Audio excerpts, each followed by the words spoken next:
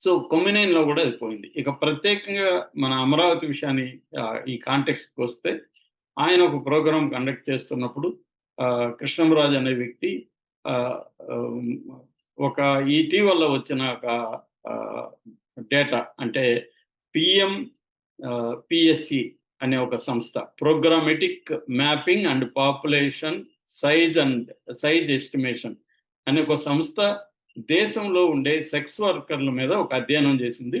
ఈ అధ్యయన రిపోర్ట్ అనేది పిఎల్ఓఎస్ గ్లోబల్ పబ్లిక్ హెల్త్ అనే ఒక వెబ్సైట్ ఉండదు వాళ్ళది మ్యాగజైన్ కూడా ఉంది. దాంట్లో పబ్లిష్ అయింది. దీన్ని అనలైజ్ చేస్తూ టైమ్స్ ఆఫ్ ఇండియా ఒక కథనం రాసింది. ఈ కథనంలో ఏంటంటే దేశవ్యాప్తంగా దాదాపు 9,95,000 మంది సెక్స్ వర్కర్లు ఉన్నారని, ఇందులో రాష్ట్రాల వారీగా చూసినప్పుడు పర్సంటేజ్‌లో చూస్తే కర్ణాటక నంబర్ 1లో ఉంది 15.4%. దాని తర్వాత సెకండ్ ప్లేస్‌లో ఆంధ్రప్రదేశ్ ఉంది 12%, మహారాష్ట్ర 9.6%, ఢిల్లీ 8.9%, తెలంగాణ 7.6%. అంటే దేశం మొత్తంలో సెక్స్ వర్కర్ల దాదాపు 10 లక్షలు అనుకుంటే ఇందులో 53% ఈ 5 రాష్ట్రాల్లోనే ఉంది అని లెక్క చెప్తుంది. ముఖ్యంగా ఆంధ్రప్రదేశ్ నుంచి మైగ్రేటెడ్ సెక్స్ వర్కర్లు ప్రతి రాష్ట్రంలో కూడా వాళ్ళే కనిపిస్తున్నారు అన్న ఇది కూడా దాంట్లో తేలింది. రెండోది లోకల్ సెక్స్ వర్కర్లు, మైగ్రేటెడ్ సెక్స్ వర్కర్లు అని రెండుగా. ఇదంతా కూడా నేను చెప్తున్నది మహిళా సెక్స్ వర్కర్లే. ఎందుకంటే మేల్ కూడా ఉంటారు. అందుకే వీళ్ళని ఎఫ్ఎస్డబ్ల్యూ అంటారు, ఫిమేల్ సెక్స్ వర్కర్స్. ఈ ఎఫ్ఎస్డబ్ల్యూ అనేవాళ్ళు ఆంధ్రప్రదేశ్ సెకండ్ ప్లేస్లో ఉంది. ఆంధ్రప్రదేశ్ నుంచి మైగ్రేటెడ్ సెక్స్ వర్కర్లు కూడా లేని రాష్ట్రాలు లేదు అనేది చెప్పింది. ముఖ్యంగా దేశంలోనే అతిపెద్ద సెక్స్ వర్కర్ల ఏరియా సోనాగాంజ్ అంటారు, మన కలకత్తాలో ఉంది. కామాటపుర బాంబే ఉంది. బుధవార్పేట్ పూణేలో ఉంది. మీర్గంజ్ అలహాబాద్లో ఉంది. పహార్గంజ్ ఢిల్లీలో ఉంది. వీటిలో కూడా ఎక్కువ ఆంధ్రప్రదేశ్ వాళ్ళు ఉన్నారు అన్న ఒక రిపోర్ట్ అయితే బయటకు వచ్చింది. ఇదేదో చంద్రబాబు ప్రభుత్వం ఏర్పడినాక జరిగిన పరిణామం కాదు. ఇది ఎప్పటి నుంచో అదే పరిస్థితిలో ఉంది. మనకి 2022లో విముక్తి అనే ఒక ఎన్జిఓ అప్పట్లో minister of health and family welfare department సర్వేని వాళ్ళతో కలిసి చేసినప్పుడు కూడా విముక్తి ఎన్జిఓ కూడా 2022లో కూడా ఇదే విషయాన్ని చెప్పింది అప్పుడు. కాబట్టి ఇవాళ చంద్రబాబు వల్లనో లేకపోతే అమరావతి నగరంలోనో సెక్స్ వర్కర్లు ఎక్కువ ఉన్నట్టు కాదు. ఆంధ్రప్రదేశ్ రాష్ట్రంలో సెకండ్ ప్లేస్లో ఉంది. నిజానికి కర్ణాటక ఫస్ట్ ప్లేస్. ఇది డేటా. దీన్ని విశ్లేషించడం, అనలైజ్ చేయడం మంచిదే, తప్పు లేదు. ఎందుకంటే అసలు ఈ సంస్థ ఎందుకు సర్వే చేసిందంటే పబ్లిక్ హెల్త్ పరంగా ఈ సెక్స్ వర్కర్లకి ఎయిడ్స్ ఎక్కువ వస్తుంది, మిగతా సెక్సువలీ ట్రాన్స్మిటెడ్ డిసీజెస్ ఎక్కువ వస్తుంది. దీని మీద గవర్నమెంట్ కానీ కమ్యూనిటీలు కానీ ఎలాంటి చర్యలు తీసుకోవాలనే దానికోసం చేసిన ఇది అన్నమాట. ఎందుకంటే ఇండియా ఎయిడ్స్లో 3వ ప్లేస్లో ఉంది ఇప్పటికి కూడా. సో దానికోసం చేస్తే దాన్ని అనలైజ్ చేయడం మంచిది. కానీ దాన్ని వీళ్ళు ఏం చేశారంటే ఎక్స్ట్రీమ్గా కృష్ణరాజు అమరావతి అని దేవతల రాజధాని అంటారు, దేవతల రాజధాని కాదు వేశ్యల రాజధాని అని ఒక దుర్మార్గమైన కామెంట్ ఆయన చేశాడు. చేసినప్పుడు యాంకర్ది మామూలుగా అయితే ఇప్పుడు నేను కామెంట్లు చేసిన దానికి నిన్ను అరెస్ట్ చేస్తే ఎలా ఉంటుంది?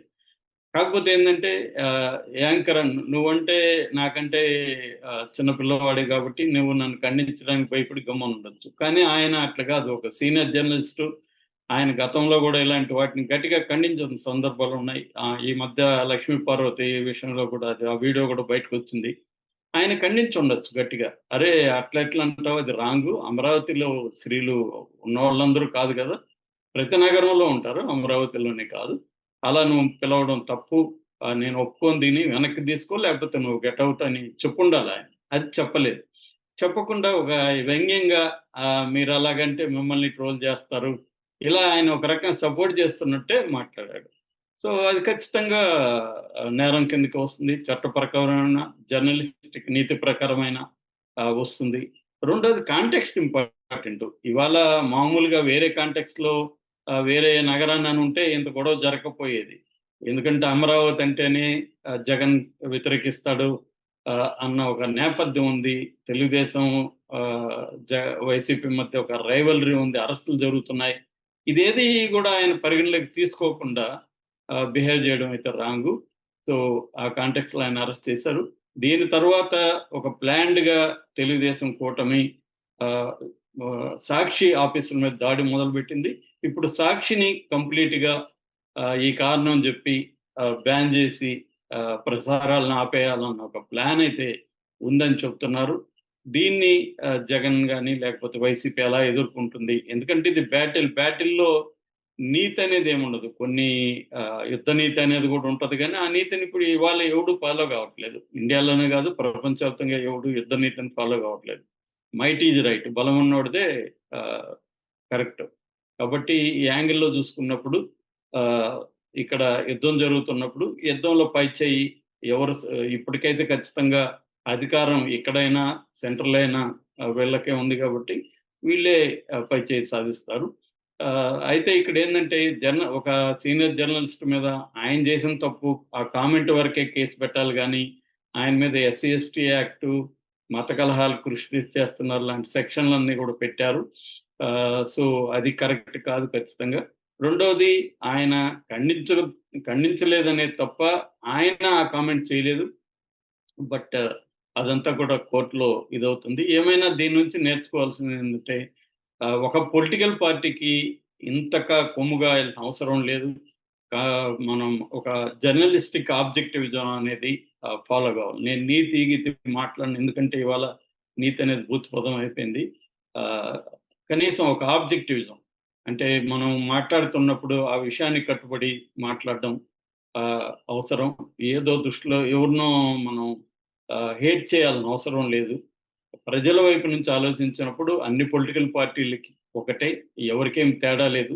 సో, ఈ నేపథ్యంలో మనం విషయాన్ని ఎట్లా అనలైజ్ చేయాలనేది చూడాలి తప్ప, ఇటువంటి ఆహ్, ఆ స్థాయి కొమ్మినేని స్థాయి వాళ్ళు గూడా ఇలా దిగజారిపోవడం అనేది దురదృష్టకరం. ఇది కేవలం వైసీపీలోనే గాదు, అన్ని పార్టీల్లో గూడా ఇలాంటి జర్నలిస్టులే ఇవాళ రాజ్యమేలుతున్నారు.